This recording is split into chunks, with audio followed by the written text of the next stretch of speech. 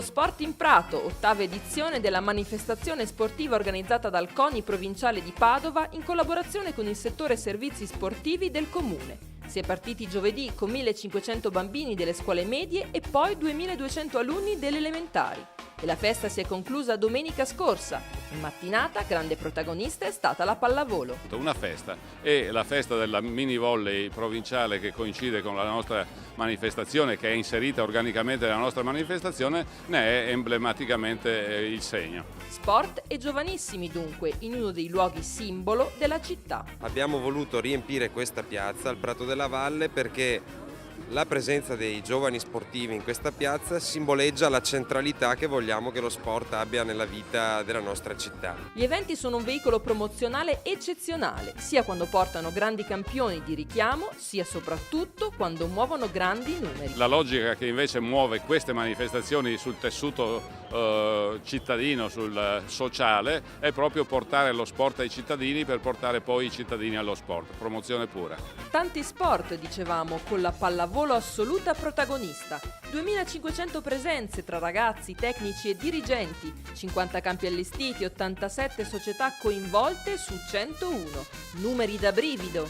Numeri che a Padova continuano a crescere, 10.300 atleti, ormai i muri continuano a sgretolarsi, anche se continua a essere la nostra disciplina sportiva non seguita dagli organi di informazione, ma questo non è un problema. Noi le nostre soddisfazioni e le nostre pagine ce le scriviamo da soli. Numeri che aumentano nel mini volley grazie all'apporto del comitato provinciale che ha reso obbligatoria la categoria per tutte le società affiliate. Riteniamo che l'obbligatorietà fa sì che ci sia un bel ricambio generazionale e quindi anche un numero di ragazzini che partecipano alle nostre manifestazioni di mini volley sempre in maniera numerosa, e questo fa ben pensare per il futuro e anche per quello che sarà poi la pallavolo negli anni successivi al mini volley. Questo ha consentito di organizzare molti eventi durante l'anno, di cui questo è solo l'atto conclusivo. Una bellissima giornata conclusiva dell'annata che è stata molto positiva, io direi, quest'anno, perché abbiamo fatto una festa molto importante a Natale, una carnevale, delle feste per i bambini più piccoli durante l'arco dell'anno,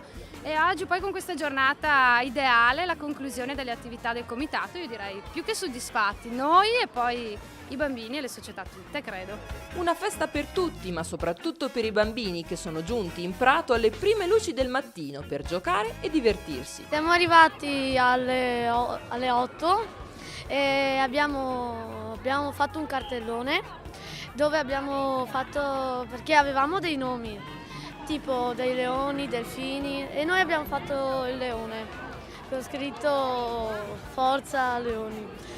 E dopo abbiamo incominciato a fare delle partite. Partner dell'evento anche la Polizia di Stato, che ha partecipato alla festa del Prato con una serie di iniziative. Quest'anno abbiamo avuto anche la collaborazione della Polizia di Stato, che con un pullman attrezzato e anche col reparto degli artificieri sta facendo vedere delle dimostrazioni di come queste forze dell'ordine stiano vicini al cittadino. La pallavolo non si ferma mai, si attesta come uno degli sport più importanti di Padova, a cui le istituzioni non faranno mancare il loro appoggio. Funziona un po' da traino per tutta la promozione sportiva, o per una parte molto importante della promozione sportiva nella nostra città.